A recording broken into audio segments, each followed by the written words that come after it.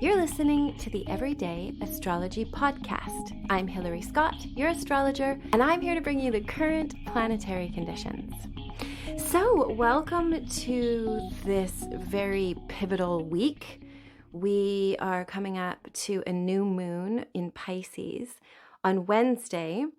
And the beginning of the week, the 28th, there's a very intense, very serious energy with the moon conjoining Mercury, which is like our thoughts, our communications, what we're maybe negotiating or trying to understand. And then the moon also conjunct Saturn.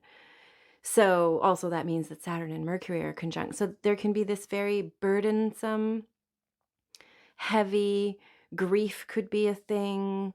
Also, though, it can like trigger like business transactions and negotiations and sort of things in the like career world are activated. But also just when Saturn is there, it's very serious. Often it has to do with like legacies and just like the institutionalization of things, the things that we thought could be counted on are all, very much being triggered by like moving into Aquarius, essentially. So Mercury is there, Saturn is there. So there's a very triggering events are going on in the world for in your life, in everybody's life, because ultimately the change needs to happen so that we can bring in the new. So it's a very tumultuous time in any life is the beginning and the ending. And often I lost a dog that she was my everything. And I had her for like 12 years. And just the whole like leading up to her going was just so traumatic. And I had to like let go. And it was such a, like, she's a big dog. So she actually, and she slept with me. So we had this very like physical close bond. And when she was gone, it was just this big empty hole. So the grief that can come with like letting go is very powerful. But then also when it was 4 months later and we had puppies in our lives, and I was like this is just as intense, this new beginning and making sure all these lives are okay, and being like when you have a baby, there's this 100% attention that needs to be available for that baby to keep it alive, essentially. So it was like that, and I was like, wow, birth and death are, because I'd gone through the experiences within 4 months of each other, are so much like each other. They're like require that same sort of exquisite attention to detail. So we're kind of all in a way experiencing that in our own ways, in our own areas of the chart. Luckily it's in Aquarius, so it's not as like, it's more intellectual than it is like visceral, where you like are, you feel the grief in your body. It's more like, oh, this is grief. Like these, maybe these people are grieving, or it's just kind of more intellectualized in Aquarius. On Tuesday, the moon goes into Pisces, which our new moon will be in on Wednesday, and the sun will be sextiling Uranus, which I think is a really good energy for like lucky things to occur and breaks, and because Uranus wants change, and it's very much like shake it up or throw something in your path that you didn't expect and see if you'll bite to move your life in a whole new direction. It's that kind of fast-moving, lucky energy that you want to keep an eye out for ideas that come up, situations that occur. It's an exciting, freedom-seeking, genius sort of energy. And sextiling to the sun, it gives us this ability to tap into our true identity in a way that supports our evolution. So we can change, and we're not like, struggling against the change. Instead, it's like supporting us, and we can feel that it's the right change, which is very lovely. Then on Wednesday, we have the new moon, and it's in Pisces. So it goes from being, the moon is very like intellectual and detached, able to detach and see the greater good of all. And then the Pisces energy comes in, and then we're like, then it's visceral. Then it's like emotional and like, oh, I'm so, all the feelings you feel everybody's feelings. So you have to be very careful with Pisces energy or Neptunian energy, because you can take on like literally energetically, frequency wise, like a sponge, anything that is like within sort of your realm around you or even in the collective. So you kind of tap in because that Neptunian energy is always tapped into the collective soup. You can, accidentally take on whatever the world is experiencing. So there's a lot of, as you know, like, crazy situations going on in this world right now. And like so fast, everything's happening so fast that it's even hard to like keep your head straight about what the facts are and what the facts aren't. And that's very Piscean as well. Like there's information we don't have. We can't really be clear about the decisions we're making because there's maybe something missing, or at the same time, like from another perspective, we could actually be at the precipice of dreams coming true and creating our reality and bringing to life visions from our imagination.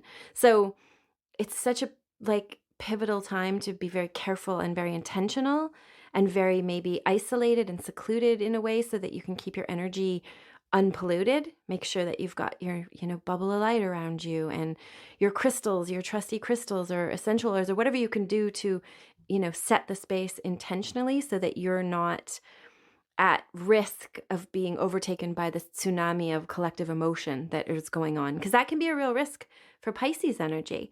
So that same day of the new moon, which we talked about earlier, Mercury and Saturn will be conjoined, and that like it's good in a sense. I mean, there's so many aspects of each placement, right? And we can tap into the good or we can tap into the bad. We can intentionally flip the switch if we notice that we're going down the manifestation of the negative. We can very carefully choose, no, I'm going in this direction. So the intentionality is really important, and your ability to manifest miracles with Piscean energy is very strong. It's when the magic happens and the synchronicities start showing up and you're like, whoa, what a coincidence. Like, this is a coincidence. I mean, it's a little thing, but they're the sort of things that like make you take notice because it's unusual. I had like heard a name that I'd never heard before used for a girl in a show that I was watching. And I was like, oh, that's such a pretty name. I've never heard that before. I've never heard it, which is kind of rare that you haven't heard something used before. And then today I got contacted by a client who'd been recommended to me, and that was her name. So weird. So I've just sort of like took notice, like, this could be an important connection or something, there's some sort of synchronistic magic going on that we're all tapped into. With Pisces, we can even be more tapped into that. With the Saturn Mercury energy, the best we can do with it is become disciplined in our thinking. Maybe like bring your influences to a minimum. Make sure, like I've felt that recently very much impulse with I've got to pull away from the world events because I can't stay centered when I'm like being constantly rocked by these events that I find upsetting, or just the lies really get to me. And then I'm like down this like sort of road of frustration and upset, which is not benefiting me in any way or anybody around me ultimately. So I'm trying to get a hold of that like sort of freedom fighter part of my nature and be like, calm down. You got to come into your center. You got to come to your heart. You've got to I got to talk myself down. And I realized that I need to kind of pull out, be more disciplined with my attention, which is hard because it feels like it's like a fire hose of information coming at me all the time. And all of it feels quite important. Like I better know what's going on, because if you don't know what's going on, then, you could be duped or you could be manipulated or had, or I'm not sure what it is, but it's definitely like sort of a feeling that I got to keep on top of it. So I'm going to use my discipline and focus on, I have important projects that I'm also working on, and focus them on that solely. So if you have something like that in your life where you can channel like energy that's being used negatively in something positive, that's when the Saturn Mercury energy works really well for you, for all of us. That same day of the new moon, the moon will sextile Uranus. So it gives us again this real flash of luck, like a lightning bolt that like plants a pear tree or something, just so really lucky occurrence can happen. So keep your eyes peeled for that. It's pretty magical. And then also Jupiter, for the first time in 12 years, will be conjunct this new moon in Pisces. So Jupiter expands it gives us like our opportunities.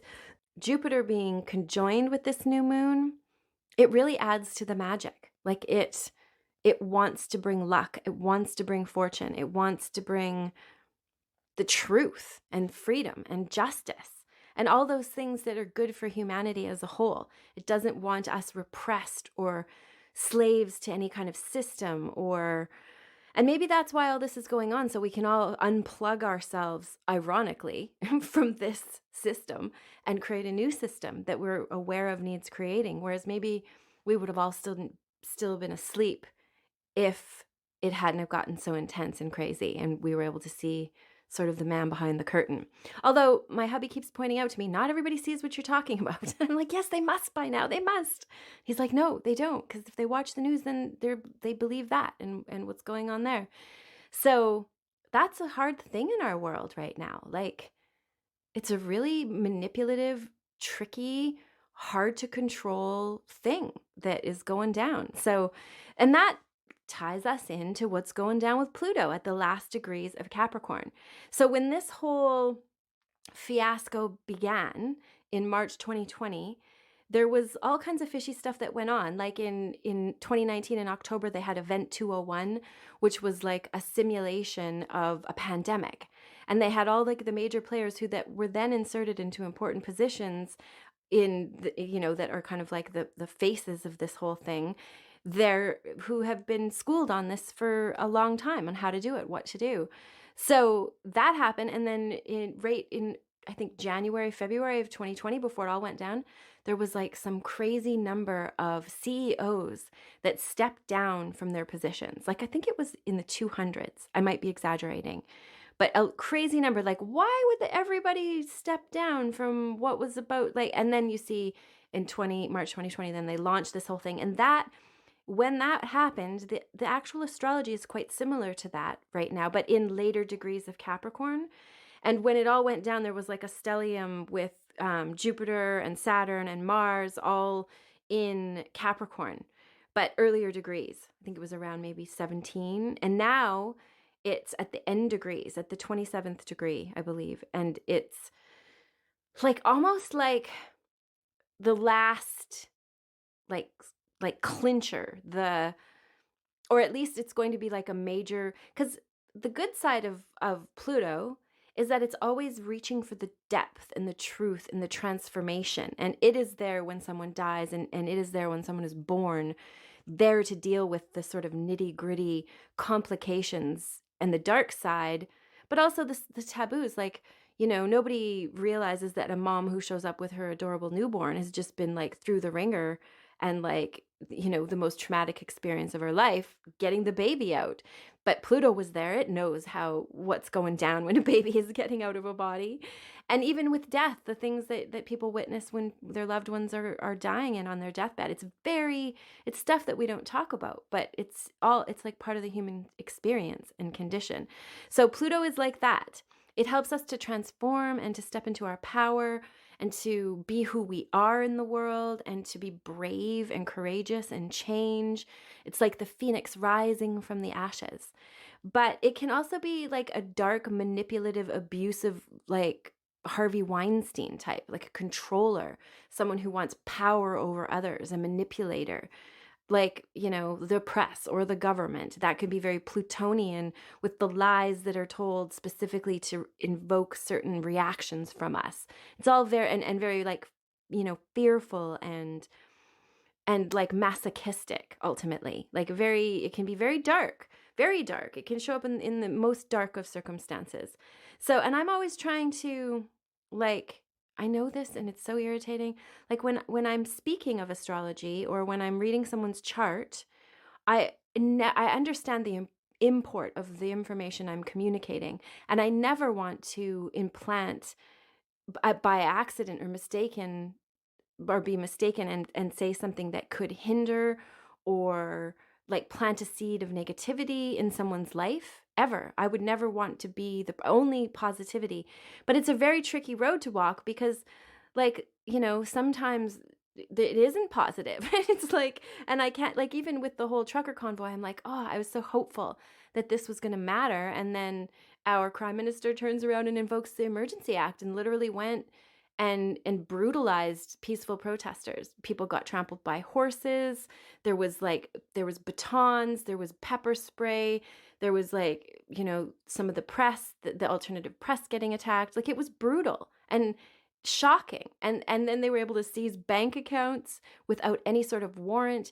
The two people, like a mom and a dad, that helped organize the protest are in jail and they won't give them bail. And so they've got these families of 3 children each at home, and they're not allowed to go home just because they're being made an example of. So there's this tyrannical control going on, and that's Plutonian as well. So I realized I was trying to be all hopeful, but if I would have been less Pollyanna optimism, I would have maybe seen that it was going to go bad and it was going to come down like that. But I just can't bear to not to seed any of the negativity. So this week, it's intense. I don't want to, I don't know how to describe it otherwise. The Mars will conjoin Pluto. The moon and Neptune are conjoined. Venus is conjoined Pluto and Mars. So it's like our relationships, our energy, our values and priorities, and what constitutes our own power and stepping into our own power are all up. Even what are we willing to transform? What are we willing to let die? What are we willing to where's the hill that we die on? Where we need to really get in touch with being there to protect and to empower ourselves. Like, each individual, each of us needs to step into that journey. Now, with it being in the last degrees of Capricorn, it makes me think, on a world stage, the what's going on with Russia and Ukraine and the rest of the world being involved is part of this Capricorn sort of the oligarchy fighting, essentially. And then also with the Capricorn energy, it's like institutions, and they're all connected. When you look, there's everything we do and are provided is all connected to 5 different, basically, families or businesses that overrun all of this. So we're kind of under the thumb of that.